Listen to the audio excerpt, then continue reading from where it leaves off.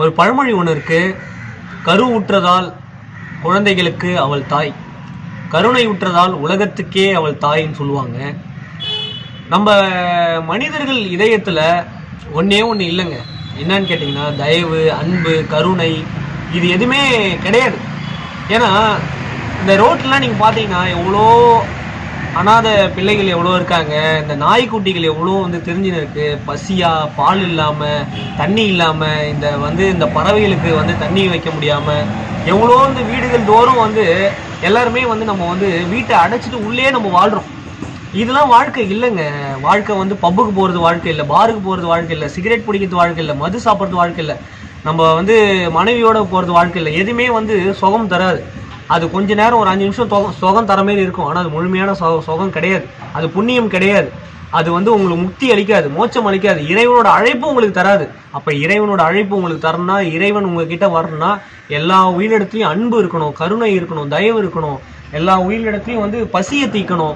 இது போல் நாய்க்குட்டிலாம் நீங்கள் பார்த்தீங்கன்னா அது பசியாக இருந்தால் அதுக்கு உணவளிங்க, பால் கொடுங்க, அதுக்கு பிஸ்கெட் போடுங்க, காகத்துக்கு பிஸ்கெட் போடுங்க. இதுமாரி உணவுக்கு நீங்கள் எவ்வளோ உயிர்கள் பஞ்சமாக இருக்குது, எவ்வளோ உயிர்கள் திண்டாடுதுங்க. அது அந்த பசி நமக்கு எப்படி பசி எடுத்தால் எப்படி எடுக்கம் வரும், நம்மளுக்கு எப்படி காது அடிக்கும், கண்ணு மங்களாகும், அது போல தாங்க அந்த உயிருக்கும் அது போல தாங்க இருக்கும். எல்லா உயிருக்கும் அப்படி தான் இருக்கும். நீங்கள் என்ன நினச்சின்னு இருக்கீங்கன்னா, பப்புக்கு போகிறது ஒரு சுகம், பப்புக்கு போகிறது ஒரு சந்தோஷம், பாருக்கு போய் குடிச்சா அது ஒரு சந்தோஷம், இதெல்லாம் ஒரு சந்தோஷம் நினச்சின்னு இருக்கீங்க. அதெல்லாம் உண்மையான சந்தோஷம் இல்லைங்க.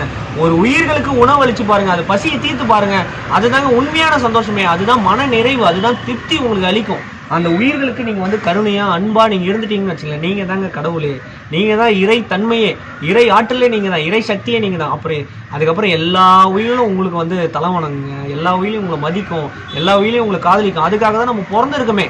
இதை தவிர்த்து ஒன்றுமே இல்லை. எல்லாமே மண்ணுக்குள்ளே போகுது. காரும் மண்ணுக்குள்ளே போகுது, பைக்கும் மண்ணுக்குள்ளே போகுது, வீடும் மண்ணுக்குள்ளே போகுது, எல்லாமே மண்ணு. நம்மளே ஒரு நாள் மண்ணுக்குள்ளே போகிறோம். அந்த மண்ணுக்குள்ளே போகிறதுக்கு முன்னாடி நம்ம பேர் சரித்திரம் ஆகணும்னா எல்லா உயிரோடும் தொண்டு செய்யுங்க, சேவை செய்யுங்க, எல்லா உயிரும் பசி ஆற்றுங்க. இது போல் நிறைய உயிர்கள்லாம் வதைக்கப்படுது. இந்த கார் அடியில் நாய்கள் வதைக்கப்படுது, பறவைகளை நம்ம கள்ள தூக்கி அடிக்கிறோம், நாய்களை கள்ள தூக்கி அடிக்கிறோம். இதுமாரிலாம் சதைக்காதீங்க. நம்ம பிள்ளைய இதுமாரி அடித்தா எப்படி வலிக்கும், நம்ம பிள்ளைக்கு இதுமாரி ரத்தம் வந்தால் எப்படி இருக்கும், நம்ம பிள்ளைக்கு தையல் போட்டால் எப்படி இருக்கும், அது போல் நீங்கள் சிந்திச்சு பாருங்கள். நீங்கள் என்ன பண்ணுறீங்க, அது ஒரு வேற்று உயிர், வேற உயிர், அது நாய், அது நரி, அது பூனை, அது கழுதை, அப்படி நீங்கள் வேற்று உயிரை நினச்சி பார்க்குறீங்க. அது கிடையாதுங்க. தம் உயிர் போல் நினைங்க. உங்கள் உயிருக்கு என்ன வேல்யூ இருக்கோ, உங்கள் உயிருக்கு என்ன வலி இருக்கோ, உங்கள் உயிருக்கு என்ன துன்பம் இருக்கோ, அது போல தாங்க எல்லா உயிருக்கும் அப்படி இருக்கும். அப்படி நினச்சிட்டிங்கன்னா அதுதாங்க இறை தன்மையே. அதுதாங்க நீங்கள் தான் இறைவனே. ஏன்னா மனிதனும் இறைவனாகலாம்ட்டு எவ்வளோ பேர் சாதனை படைச்சிருக்காங்க, எவ்வளோ பேர் சரித்திரமாக இன்னை வரைக்கும் வாழ்ந்துன்னு இருக்காங்க. ஏன்னா வள்ளலார் இருக்கார், விவேகானந்தர் இருக்கார், நம்ம பாரதியார் இருக்கார், பாரதிதாசன் இருக்கார். எவ்வளோ பேர் மனிதனாக இருந்து தான் தெய்வம் ஆகியிருக்காங்க. ஏன்னா எவ்வளோ பேர் நம்மளுக்கு எடுத்துக்காட்டா, உதாரணமாக நம்மளுக்கு வாழ்ந்து காட்டிட்டு போயிருக்காங்க. எல்லாருமே சொல்கிறது என்னன்னா, அந்த அன்பை தான் போதிக்கிறாங்க. அன்பும் சிவமும் 2 என்பார் அறிவிலார், அன்பே சிவமாவது ஆறும் அறிகிலார், அன்பே சிவமாவது யாரும் அறிந்த பின் அன்பே சிவமாய் அமர்ந்து இருந்தாரே. அன்பே தாங்க, அன்பு தாங்க கடவுள், அன்பு தாங்க எல்லாமே. எல்லா மதத்துலையும் பாருங்கள், கிறிஸ்துவத்தில், இஸ்லாமில், சமணத்தில், 1000 மதம் ஆகட்டும், மதம்ன்றது மனுஷன் கண்டுபிடிச்சது தான். ஆனால் நம்ம இயல்பான தன்மை என்னென்னா அன்பு தான், கருணை தான், இரக்கம் தான், தயவு தான். அதை எல்லா உயிரிடத்துலையும் நம்ம காட்ட ஆரம்பித்தாதான் நமக்குள்ள இறை தன்மை மலரும், இறை ஆற்றல் மலரும். அப்போ தான் நம்ம முழுமையான ஒரு மனிதனாக ஆகும், ஒரு தெய்வமாக ஆகும். மற்ற உயிர்களுக்கு நம்ம அரக்கம் கிடையாது. புரியுதுங்களா? நீங்கள் கருணைக்காரலாம் நீங்கள் அரக்கம் தான், நீங்கள் மிருகம் தான். புரியுதுங்களா சொல்கிறது? ஏன்னா மிருகங்கள் எல்லாமே அன்புக்காக ஏங்குதுங்க. எல்லாமே நாயாகட்டும், பூனையாகட்டும், ஒரு காக்காவாகட்டும், குருவியாகட்டும், எல்லாமே அன்புக்காக ஏங்குது.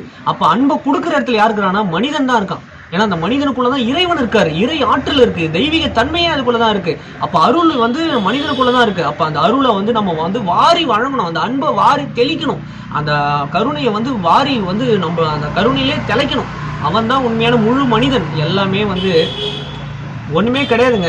கருணை காட்டுங்க, எல்லாமே உங்களுக்கு ஆட்டோமேட்டிக்காக பொருள் செல்வமாகட்டும் எல்லாமே உங்களுக்கு தேடி வரும். நன்றி, வணக்கம்.